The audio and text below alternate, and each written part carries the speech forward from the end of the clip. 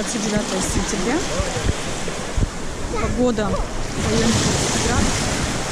На самом деле погода как будто сегодня не 29 сентября, а 29 июля. Очень тепло, очень классно. Это настолько идеальное время, чтобы сюда приехать. Для людей, которые не любят очень сильную жару, когда вот пекло, когда дышать нечем, когда ты боишься сгореть на солнце. Приезд на море в это время года просто балдежный. Ни разу не сгорели.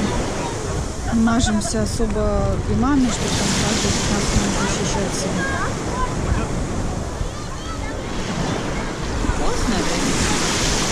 Море очень теплое, очень теплое.